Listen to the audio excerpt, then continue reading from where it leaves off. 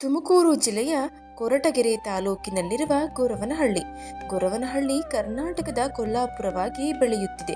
ಲಕ್ಷ್ಮಿಗೆ ಮೀಸಲಾದ ಕರ್ನಾಟಕದ ಏಕೈಕ ಜನಪ್ರಿಯ ಕ್ಷೇತ್ರವೆನ್ನುವ ಹಿರಿಮೆಗೆ ಗೊರವನಹಳ್ಳಿ ಪಾತ್ರವಾಗಿದೆ. ಗೊರವನಹಳ್ಳಿ ಲಕ್ಷ್ಮೀ ದೇವಸ್ಥಾನವು ಧಾರ್ಮಿಕ ಶ್ರದ್ಧಾ ಕೇಂದ್ರವಾಗಿದ್ದು, ಈ ಗ್ರಾಮವು ತನ್ನಲ್ಲಿ ಇರುವ ಲಕ್ಷ್ಮೀ ದೇವಸ್ಥಾನದಿಂದಲೇ ಚಿರಪರಿಚಿತವಾಗಿದೆ. ಲಕ್ಷ್ಮಿ ಎಂದ ಕೂಡಲೇ ನೆನಪಿಗೆ ಬರುವುದು ಕೊಲ್ಲಾಪುರದ ಲಕ್ಷ್ಮಿ. ಆದರೆ ಗೊರವನಹಳ್ಳಿ ಕರ್ನಾಟಕದ ಕೊಲ್ಲಾಪುರವಾಗಿ ಬೆಳೆಯುತ್ತಿದೆ. ಲಕ್ಷ್ಮಿಗೆ ಮೀಸಲಾದ ಕರ್ನಾಟಕದ ಏಕೈಕ ಜನಪ್ರಿಯ ಕ್ಷೇತ್ರವೆನ್ನುವ ಹಿರಿಮೆಗೆ ಪಾತ್ರವಾಗಿದೆ ಗೊರವನಹಳ್ಳಿ. ಮಹಾಲಕ್ಷ್ಮಿ ಅನಾದಿ ಕಾಲದಿಂದಲೂ ತನ್ನ ಭಕ್ತರ ಕಷ್ಟಗಳನ್ನು ನಿವಾರಿಸುತ್ತಾ ಬಂದಿರೋ ಭಾಗ್ಯಲಕ್ಷ್ಮಿ. ಗೊರವನಹಳ್ಳಿಯಲ್ಲಿ ನೆಲೆಸುವ ಮೂಲಕ ಭಕ್ತರ ಕಷ್ಟಗಳನ್ನು ಕಳೆಯುತ್ತಾ, ಭಕ್ತರ ಇಷ್ಟಾರ್ಥಗಳನ್ನು ಪೂರೈಸುತ್ತಾ, ಭಕ್ತರ ಧಾರ್ಮಿಕ ನಂಬಿಕೆಯನ್ನ ಗಟ್ಟಿಗೊಳಿಸುತ್ತಾ ನೆಲೆಸಿದ್ದಾಳೆ ಮಹಾಲಕ್ಷ್ಮಿ. ನಮ್ಮ ರಾಜ್ಯದ ಪ್ರವಾಸಿಗರ ಆಕರ್ಷಣೆಯಲ್ಲಿ 4ನೇ ಅತ್ಯಂತ ಜನಪ್ರಿಯ ತಾಣ ಎಂದೇ ಪ್ರಸಿದ್ಧಿಯಾಗಿದೆ. ಇದಕ್ಕೆ ಬಹುಮುಖ್ಯ ಕಾರಣವೆಂದರೆ ನಮ್ಮ ರಾಜ್ಯದ ಪ್ರವಾಸಿ ತಾಣಗಳು ದೇಶ ವಿದೇಶಗಳಲ್ಲಿ ಹೆಸರುವಾಸಿಯಾಗಿವೆ. ಅದರಲ್ಲಿಯೂ ಇಲ್ಲಿನ ಆಧ್ಯಾತ್ಮಿಕ ಕ್ಷೇತ್ರಗಳಿಗೆ ಎಲ್ಲೆಡೆಯಿಂದ ಪ್ರವಾಸಿಗರು ಆಗಮಿಸುತ್ತಾರೆ. ಇಂತಹ ಒಂದು ಪ್ರಸಿದ್ಧ ದೇಗುಲವೇ ತುಮಕೂರು ಜಿಲ್ಲೆಯ ಕೊರಟಗೆರೆ ಗೊರವನಹಳ್ಳಿಯಲ್ಲಿರುವ ಶ್ರೀ ಮಹಾಲಕ್ಷ್ಮಿ ದೇವಸ್ಥಾನ. ಈ ದೇಗುಲದ ಹೆಸರೇ ಸೂಚಿಸುವಂತೆ ಈ ದೇವಾಲಯವು ಭಗವಾನ್ ಶ್ರೀ ಮಹಾವಿಷ್ಣುವಿನ ಪತ್ನಿ ಮತ್ತು ಸಮೃದ್ಧಿ ಮತ್ತು ಸಂಪತ್ತಿನ ದೇವತೆಯಾದ ಮಹಾಲಕ್ಷ್ಮಿ ಅಮ್ಮನಿಗೆ ಸಮರ್ಪಿತ. ಕರಕುಶಲ ಕೆತ್ತನೆ, ಪುಷ್ಪಾಲಂಕಾರ ಹೀಗೆ ಎಲ್ಲ ಬಗೆಯ ಆಧ್ಯಾತ್ಮಿಕ ಅನುಸಂಧಾನಗಳಿಗೆ ಈ ದೇಗುಲ ಪ್ರಸಿದ್ಧವಾಗಿದೆ. ನಮಸ್ಕಾರ ಸ್ನೇಹಿತರೆ, ಎಲ್ಲರಿಗೂ ಮಾನು ಮನೋಜ್ ಕನ್ನಡ ಯೂಟ್ಯೂಬ್ ಚಾನಲ್ಗೆ ಸ್ವಾಗತ. ಇವತ್ತಿನ ವಿಡಿಯೋದಲ್ಲಿ ಸುಪ್ರಸಿದ್ಧ ಕರ್ನಾಟಕದ ತುಮಕೂರು ಜಿಲ್ಲೆಯಲ್ಲಿರುವ ಗೊರವನಹಳ್ಳಿಯ ಕ್ಷೇತ್ರದ ಬಗ್ಗೆ ತಿಳಿದುಕೊಳ್ಳೋಣ. ಮಹಾಲಕ್ಷ್ಮಿ ಅನಾದಿ ಕಾಲದಿಂದಲೂ ತನ್ನ ಭಕ್ತರ ಕಷ್ಟಗಳನ್ನು ನಿವಾರಿಸುತ್ತಾ ಬಂದಿರುವಂತಹ ಭಾಗ್ಯಲಕ್ಷ್ಮಿ. ಗೊರವನಹಳ್ಳಿಯಲ್ಲಿ ನೆಲೆಸುವ ಮೂಲಕ ಗೊರವನಹಳ್ಳಿಯನ್ನೇ ಪುಣ್ಯಭೂಮಿಯನ್ನಾಗಿ ಮಾಡಿದ ಮಹಾತಾಯಿ. ಗೊರವನಹಳ್ಳಿ ಮಹಾಲಕ್ಷ್ಮಿ ಅಂದರೆ ಸಾಕು, ಭಕ್ತಿ ಭಾವ ಉಕ್ಕಿ ಹರಿಯುತ್ತೆ. ಅಮ್ಮ ತಾಯಿ, ನನ್ನ ಸಂಕಷ್ಟ ದೂರ ಮಾಡಮ್ಮ ಅಂತ ಬೇಡಿಕೊಂಡರೆ ಸಾಕು, ಈ ಮಹಾತಾಯಿ ನಮ್ಮನ್ನ ಉದ್ಧರಿಸ್ತಾಳೆ, ಎಲ್ಲರ ಸಂಕಷ್ಟಗಳನ್ನ ನಿವಾರಿಸ್ತಾಳೆ. ಕಲಿಯುಗದಲ್ಲೂ ಕಾಣಿಸಿಕೊಳ್ಳೋ ಈ ಕರುಣಾಮಯಿ ಕಂಗಾಲಾದವರಿಗೆ ಕರುಣೆಯನ್ನ ತೋರಿ ಕೃಪೆ ನೀಡುತ್ತಾಳೆ. ಇದೇ ಕಾರಣಕ್ಕೆ ಲಕ್ಷಾಂತರ ಮಂದಿ ಈ ಗೊರವನಹಳ್ಳಿಗೆ ಬಂದು ಮಹಾಲಕ್ಷ್ಮಿಯ ಪಾದಕ್ಕೆ ಬಿದ್ದು ಧನ್ಯರಾಗ್ತಾರೆ. ಈ ದೇವಸ್ಥಾನದಲ್ಲಿ ಪ್ರತಿ ಮಂಗಳವಾರ, ಶುಕ್ರವಾರ ಹಾಗೂ ಭಾನುವಾರಗಳಂದು ವಿಶೇಷ ಪೂಜೆ ಇರುತ್ತದೆ. ವಿಶೇಷವಾಗಿ ಜನಸಂದಣಿ ಹೆಚ್ಚಾಗಿ ನೋಡಬಹುದು. ದೇವಾಲಯದಲ್ಲಿ ದೇವಸ್ಥಾನದ ವತಿಯಿಂದ ಇಲ್ಲಿ ಪ್ರತಿದಿನ ಮಧ್ಯಾಹ್ನ ಊಟದ ವ್ಯವಸ್ಥೆಯನ್ನು ಕೂಡ ಮಾಡಲಾಗಿದೆ.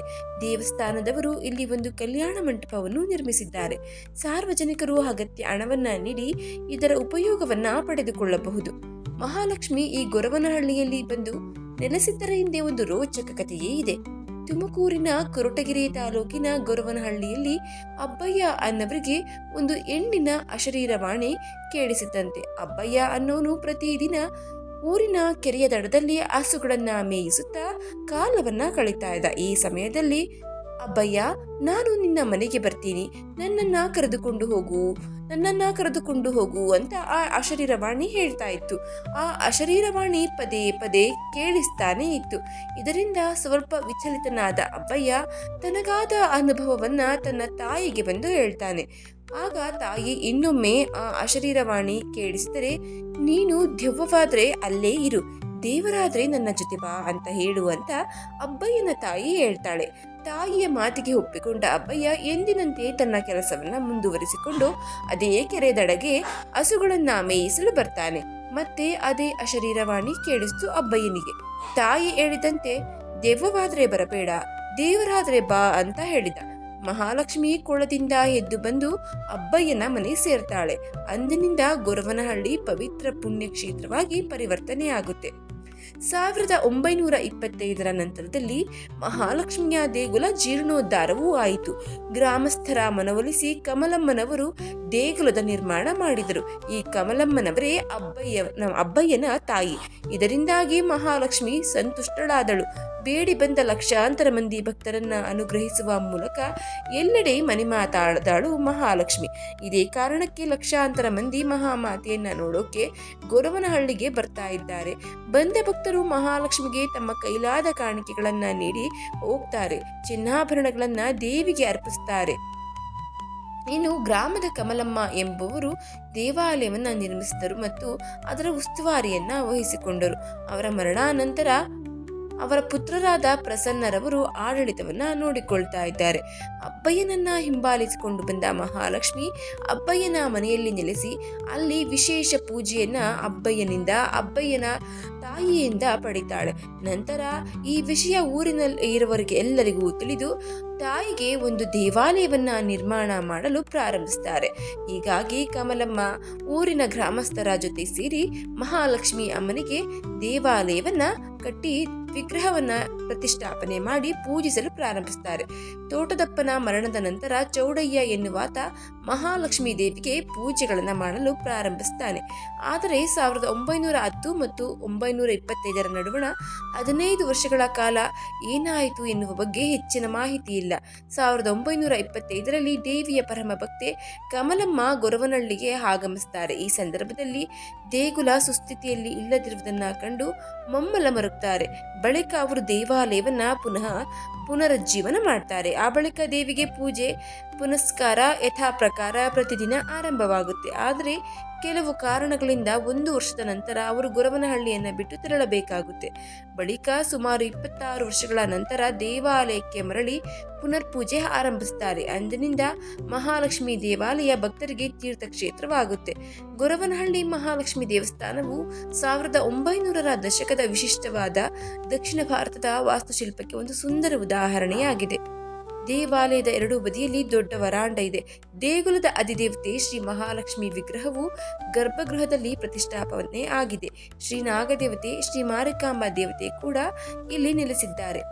ದೇವಸ್ಥಾನದ ವರ್ಷದ ಎಲ್ಲಾ ದಿನಗಳು ದೇವಸ್ಥಾನ ತೆರೆದಿರುತ್ತದೆ. ಆದರೆ ಸೂರ್ಯಗ್ರಹಣ, ಚಂದ್ರಗ್ರಹಣ ಸಂದರ್ಭದಲ್ಲಿ ಮಾತ್ರ ಇಲ್ಲಿ ಬಾಗಿಲು ಹಾಕಲಾಗುತ್ತದೆ. ಉಳಿದಂತ ಎಲ್ಲಾ ದಿನಗಳಲ್ಲೂ ಸಾರ್ವಜನಿಕರಿಗೆ ದೇಗುಲದ ಬಾಗಿಲು ತೆರೆದೇ ಇರುತ್ತದೆ.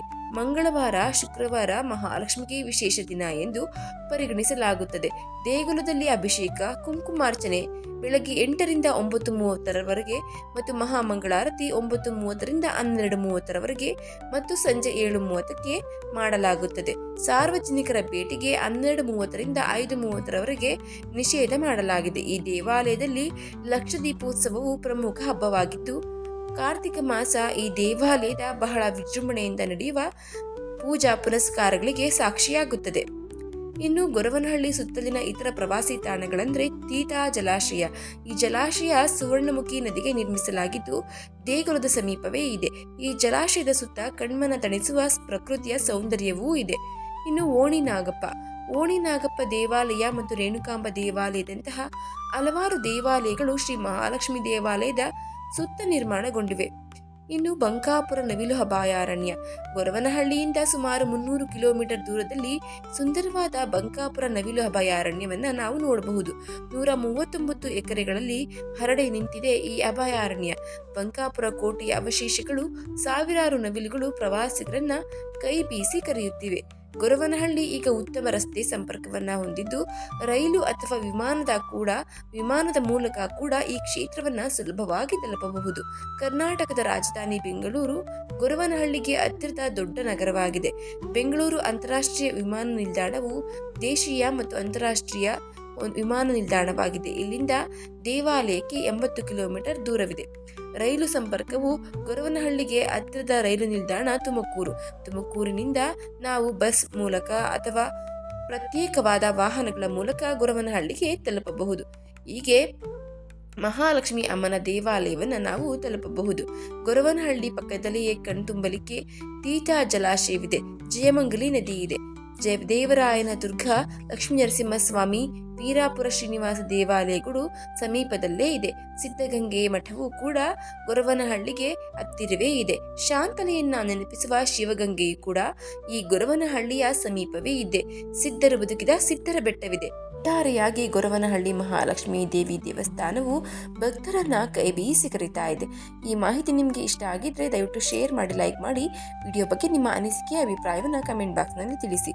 ಚಾನಲ್ನ ಇನ್ನೂ ಸಬ್ಸ್ಕ್ರೈಬ್ ಮಾಡ್ಕೊಂಡು ನೋಡ್ತಾ ಇದ್ರೆ ದಯವಿಟ್ಟು ಸಬ್ಸ್ಕ್ರೈಬ್ ಮಾಡಿಕೊಂಡು ನೋಡಿ. ಧನ್ಯವಾದಗಳು.